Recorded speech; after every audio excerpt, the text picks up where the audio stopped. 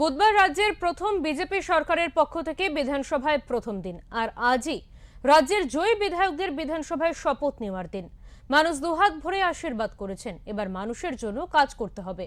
বুধবার শপথ নিতে যাওয়ার আগে মজদুর ভবনের সামনে দাঁড়িয়ে এমনটাই বললেন নোয়াপাড়া কেন্দ্রের বিধায়ক অর্জুন সিং এবং সুদীপ্ত দাস। বলেন, মানুষের মন থেকে ভয় দূর করাই এখন প্রধান কাজ। এছাড়াও তিনি বলেন, মানুষ যে আশীর্বাদ করেছেন সেই মান যেন বজায় রাখতে পারি।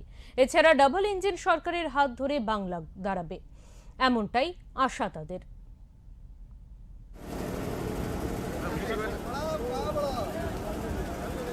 রাজনৈতিক শপথ না, এটা সরকারি শপথ। সরকারি শপথ আছে। এমএলএ হিসাবে আজকে শপথ নেওয়ার পরে আমরা এমএলএ কাজ করতে পারবো। এটা পরম্পরা আছে, এটা নিয়ম আছে। ওসব আমাদের দল এর আগেও তো কাজ করেছেন বিধায়ক হিসেবে, এবার কি মনে হয় কি এবার কাজটা অন্য ধরনের হবে? এবার সরকার আমাদের আছে, নিশ্চয়ই কাজ করার সুবিধা পাবো।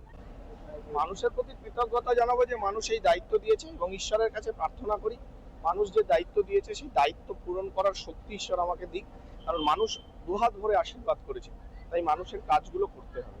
যে গুন্ডারাজ কায়েম ছিল, যে ব্যবসায়ীদের উপর তোলাবাজি গুলো, সেগুলো বন্ধ হয়ে গেছে, আর যদিও কিছু থেকে থাকে বন্ধ হয়ে যাবে। কারণ এর বিরুদ্ধে মানুষ রায় দিয়েছে। তৃণমূল যে ভয়ের পরিবেশ তৈরি করেছিল সেই ভয়ের পরিবেশ আমরা কাটিয়ে দেবো। কোথাও কোনো ভয় থাকবে না। কত করে জয়লাভ করেছেন? আমরা ওই 13,000 সামথিং, 13,300। বিষ্ণুবাসীকে সব থেকে শপথ নেওয়ার পরে কি কাজ করবে? প্রথমেই তো ভয়কে দূর করতে হবে, এটা আমাদের চ্যালেঞ্জ। যে কোনো ভয় নয়, ভরসা থাকবে। এবং তার সাথে বীজপুরে যা যা কাজ বলেছিলাম প্রতিটা ডেভেলপমেন্টের কাজ। একদম।